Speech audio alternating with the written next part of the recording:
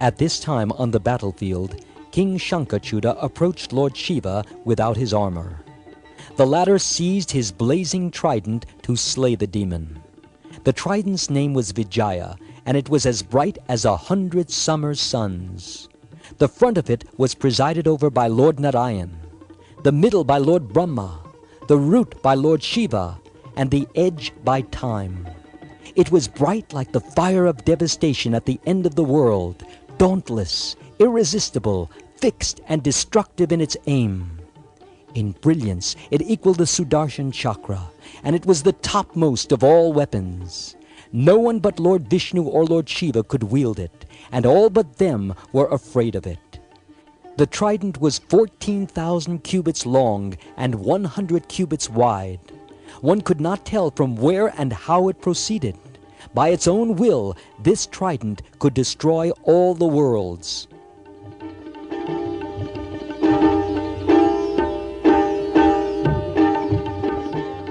Lord Shiva raised the trident high, aimed and hurled it at Shankachuta.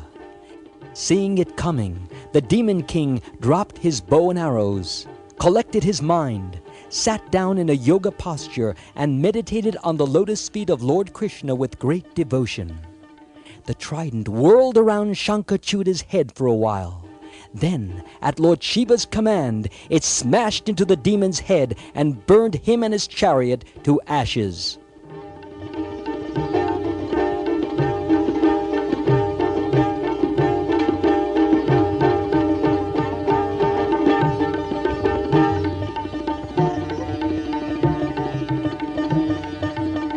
Thereafter, the trident returned to Lord Shiva, and then left for the airways at the speed of the mind, and finally returned with force and gladness to Lord Narayan.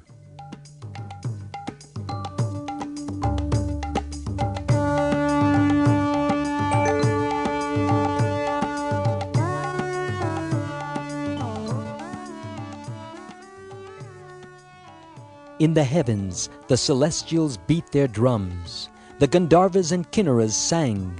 The sages and demigods chanted eulogies, and all the damsels danced. Flowers continuously rained down upon Lord Shiva, and Lord Vishnu, Brahma, Indra, and other notables praised him. Out of compassion, Lord Shiva tossed the demon's bones into the sea, and these bones became transformed into all the conchs in the world. They are always considered very holy and favorable in the worship of the demigods. The water in the conch is also considered very sacred and satisfying to the demigods, as sacred as the water in any holy river. It can be offered to all the demigods, but not to Lord Shiva. Wherever the conch is blown, Lakshmi dwells there with great delight. If one bathes with the conch water, this is equivalent to bathing in all the holy rivers.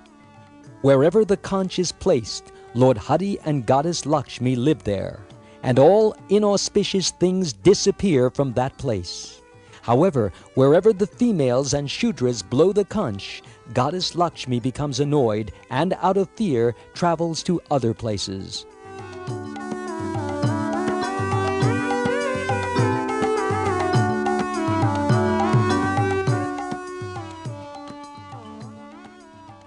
Lord Shiva then mounted his bull carrier and, with all his followers, returned to his own residence. All the demigods also returned to their abodes with great joy. Before leaving, Lord Shiva favored Shankachuta by releasing him from his curse, and thus he regained his original form as the cowherd boy Sudama.